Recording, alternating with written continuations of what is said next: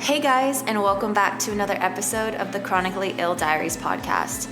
I'm your host, Jane, and on this podcast, we talk all things chronic illness to inspire, share experiences, and support one another. Let's get into this week's episode. Hey guys, I'm happy to be back with you all. This week's episode is definitely not what I had in store for us, but I think it's a really important one and a lot of updates coming your way. Before we jump into the main part of this video, I just wanted to have a little disclaimer. In no way am I saying that I'm a medical professional or that I know more than medical professionals. I'm simply just saying my opinion on the things that I've been through and what have happened and how my opinion came to be because of these situations. So I just wanted to throw that out there before we get into the main part of this video and you guys are like, what are you talking about? It'll make more sense when you get in there and you hear what I have to say leading up to everything. All right, now let's get into this week's episode. I feel like when you have a chronic illness, you tend to pay really close attention to your body and understanding it and really trying to know yourself to the max. And luckily, I'm in a place where that is me and I can tell when something's wrong, when it's my lupus or my kidney involvement, or when it's just oh, I think I might be getting a cold. Oh, something weird like that. So basically, for the past, I would say 2.5 weeks-ish, maybe 3, a couple things started happening, and now it's gotten to the point where I know for a fact that it's lupus. It's been confirmed. But basically, let's say 3 weeks back, I started noticing that I was losing a lot of hair, more than normal. I would brush my fingers through my hair and there would just be a lot coming out. Never clumps. It was just always a lot of extra hair. And it was noticeable. And it was happening for a day, then 2 days. Then I thought, okay, maybe I need to get a haircut or something. Got a haircut. Still kept happening, getting worse actually. I would be sitting on a chair and I would just see a bunch of hair around me. And I start thinking, the last time this has happened to me was in 8th grade when my hair was falling out in that way. I would look down at my lap and there'd be a bunch of hair, not clumps, but just a bunch of strands of hair. It would be all over the floor from where I'm sitting. It was wild. It's not gotten to that point, but it's progressively getting closer and closer to that point. So that was my first warning sign. Next, I just started noticing my joints just started hurting in random places.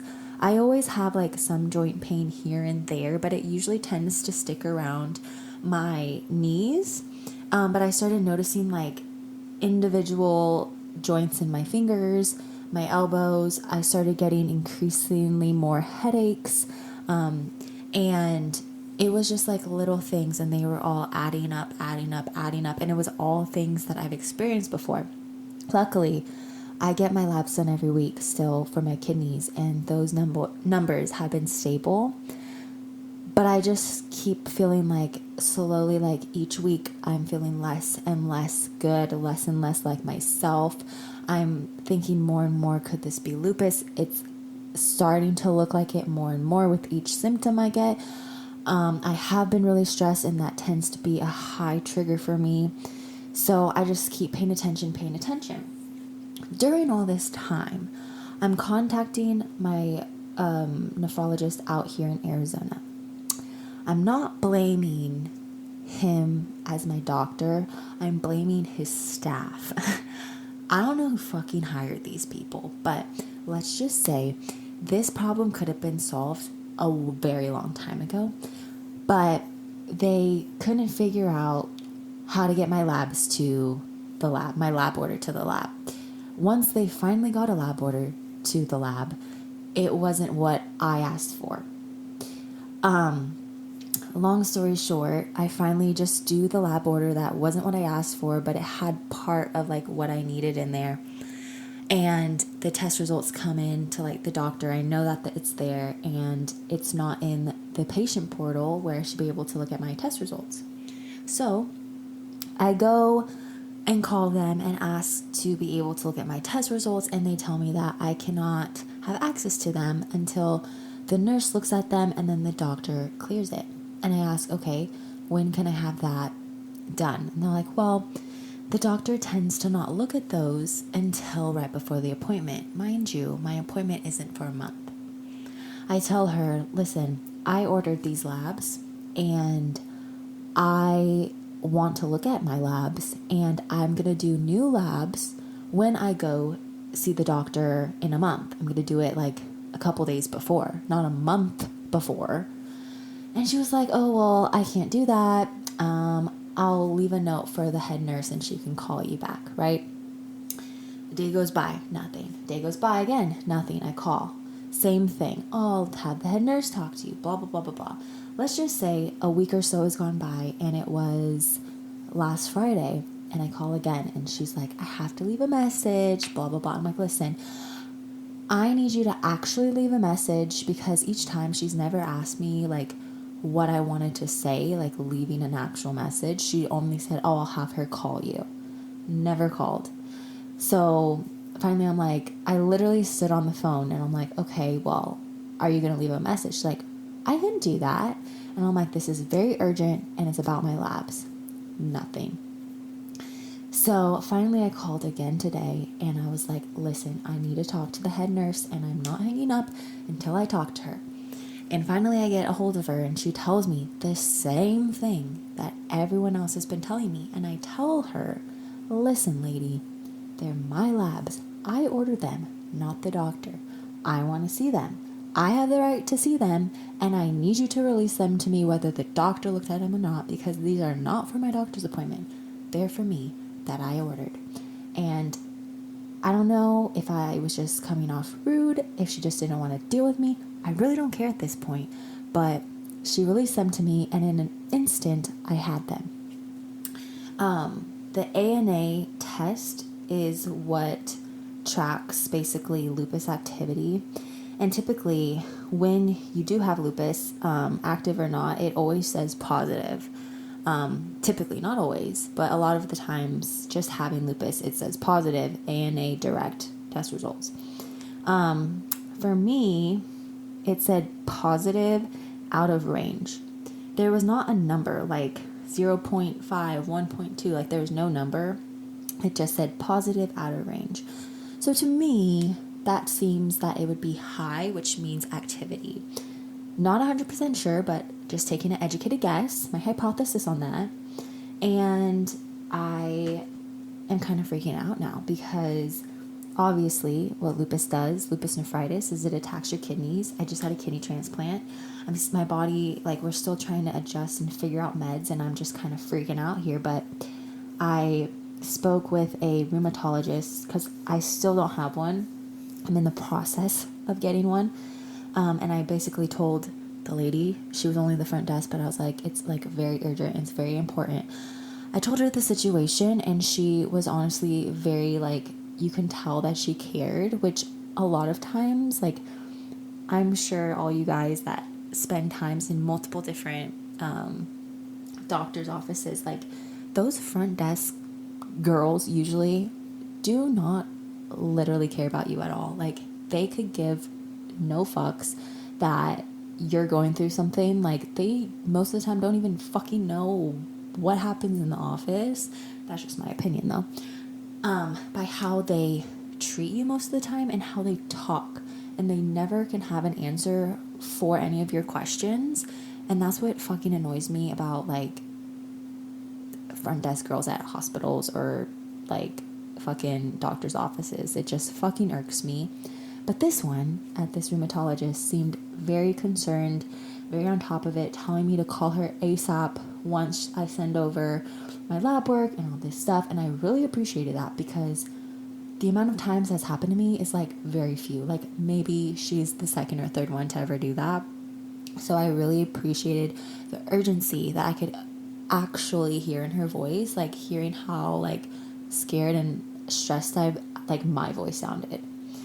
So people that don't fully understand the illness and don't fully understand that people can know their body very well as a doctor can know your body, or honestly even better. And they don't understand that like you as the patient can actually tell you as the front desk girl or the front desk guy what's up, what's going on, before they can even tell you that by looking at your labs. And I feel like that's been something that I'm literally so passionate about, and I can rant and rant and rant and rant on for like a day straight about this topic, because I truly believe that us being the chronically ill community that we are should stand up for ourselves in knowing our bodies better than half of the medical professionals that we encounter over our lifetime. And I just hope that I'm not the only one. I'm not just this fucking rude ass person that's just like, I know myself and I'm telling you what's up. Like, I hope other people also go through this so that way I can just, not feel like a psycho mean person. But, it's okay if I am the only one. But I really just want to advocate that knowing your body and learning your body is the most important thing that's going to keep you healthy when it comes to your illness. And even though, yes, I know my body, whatever, I wouldn't have confirmed that my lupus is active if I didn't know my body, because no one is testing me for my lupus. It really doesn't make sense to me that Stanford won't test me for my lupus when lupus is what caused me to have a kidney transplant in the first place. Like, please tell me how that makes sense. I literally have asked them to test in my lupus, just throw that little test in there when I get my blood drawn every freaking week. But they told me no, because they're kidney people, whatever. But when the kidney involvement and the kidney transplant is due to another thing, which is lupus for me, why wouldn't you test that too? Because if that lupus comes back, that kidney's fucking getting hit. It just doesn't make sense to me. And I don't know. I feel like truly deep down, I'm supposed to be like in the medical field, or I'm supposed to be here talking to people who are listening, advocating for things that are wrong, that need to be right in the medical field, for us as the ill people that have to deal with this bullshit that we're put into, and we don't fucking want to deal with it, on top of being sick, on top of having to deal with medical bills, hospital visits, not being able to work because of our illness, but having 10 times the expenses as the average person. Like, there's so many things, so much added stress that people don't talk about. People are getting drowned in, and the medical field just doesn't understand, because half of them haven't gone through anything, and they're just there to like file their paperwork, take our blood pressure, do whatever the fuck they have to do. And we're over here not being heard, not being listened to, and not getting the results and the things that we need to be the healthiest, the happiest that we really can be. And as I rant on and on about this, I'm not saying that like all medical professional, all hospitals, all this and that put us in that situation, but I feel like as a whole, the majority, that is the case. We're not being heard. We aren't being respected for knowing our bodies better than these people. We aren't being listened to when we can tell you what's wrong before you can tell us. We are, I feel, medical professionals in our own area. For me, it's my lupus and my kidney disease. I can honestly go and teach someone how to do dialysis. And I can teach you real quick how to do peritoneal dialysis, and I'll get you all hooked up and ready to go on your merry way. And I'm not licensed in shit, but I can do that. I can tell you if you have lupus and you're telling me your symptoms, I'll be like, oh, yep, you have a flare coming up on ya, and this is what you got to do. Like, I literally am a professional to myself. And if you have your own thing, if it's lupus, kidney disease, freaking ulcerative colitis, Crohn's disease, rheumatoid arthritis, you are a professional to yourself. And the actual medical professionals need to understand and take that seriously, that if you've been dealing with this illness for even a year, 2 years, 3 years, but when you get up to my level of like 13 years, 14, 15 years, you best believe that I know my body better than this doctor that I met a year ago. And no hate, no shame on anyone. It's the truth. And I want to just like rant it out, put it out there, and just make it known that I will always stand up for this topic I'm talking about right now.